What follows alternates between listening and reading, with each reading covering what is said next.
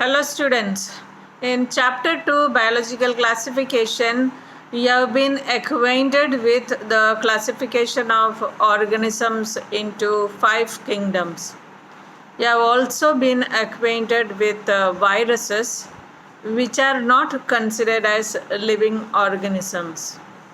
In fact, they are placed in the borderline between non-living matter and living organisms.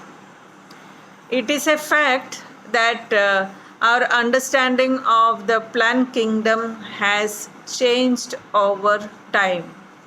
Fungi, some monerans, Protista, having cell walls, have been excluded from the plant kingdom.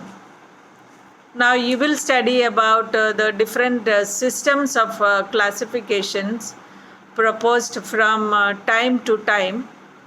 They are the artificial system of classification, the natural system, and phylogenetic systems of classification.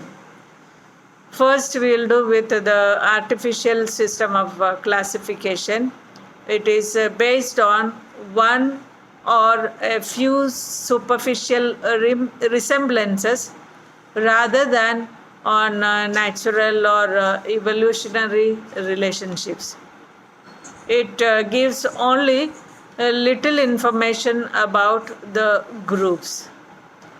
The Greek naturalists classified animals according to similarities in their habits and habitats.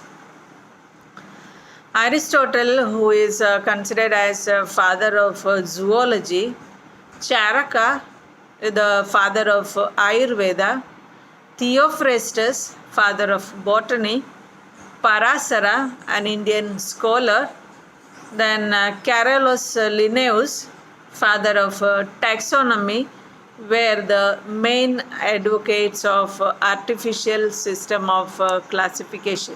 Artificial systems separated closely related species since the system was based on a few characteristics.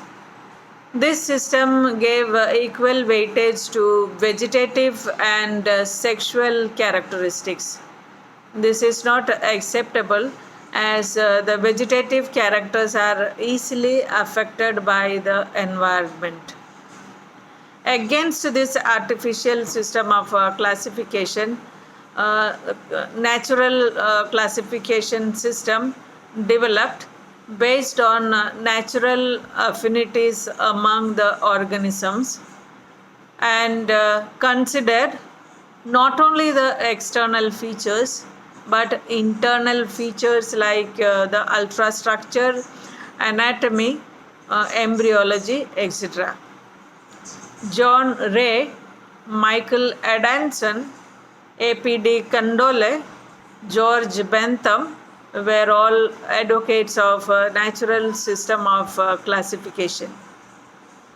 George Bentham and Joseph Hooker classified plants based on original studies of specimens. They published their well-known scheme of classification in Genera Plantarum in 1862 to 83. This system of classification is still regarded as the best classification, especially from the practical point of view. Linnaeus believed in the special creation of life. In 1809, Lamarck introduced the concept of organic evolution, stating that the species gradually change and give rise to new species. In 1859, Charles Darwin explained with evidence the evolution of species through natural selection. He explained that all similar species were derived from a common ancestor and were related to one another. Thus, the establishment of the theory of evolution put the systematics on new lines. The systematics started to group the organisms not only by their anatomical similarities but also by their ancestral heritage. This classification, reflecting the evolutionary interrelationships of organisms, is called the phylogenetic classification. It was introduced by Engler and Prantl. Eichler, Engler and Prantl, Besse, John Hutchinson, Arthur Cronquist were advocates of phylogenetic system of classification.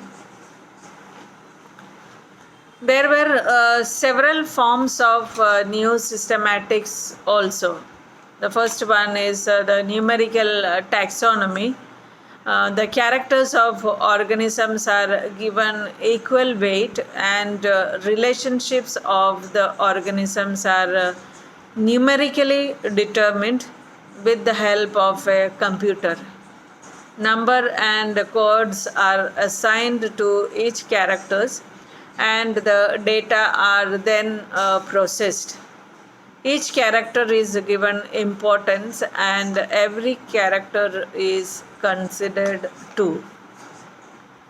Another type is cytotaxonomy, which is based on cytological studies of the cell, including the size, structure, the number of chromosomes, as well as behavior of the chromosomes during cell division. Example, pairing of chromosomes during meiosis is helpful in determining relationships between species. The number of chromosomes is constant in species. Humans have 46 chromosomes, potatoes have 48 chromosomes. Then there is a chemotaxonomy, which is based on the proteins and serum analysis and the chemical constituent of the organisms. In ancient times too, classifications for medicinal purposes were based on chemicals. For example, the aroma of species. Then there is a morphotaxonomy based on the structural features of organisms. Another classification is based on the molecular phylogenetics. It is also known as molecular systematics. It uses the structure of molecules and gains information of an organism's evolutionary relationship. Example, the DNA sequence data. In the next class, we will deal with the classification of plant kingdom in detail. Thank you.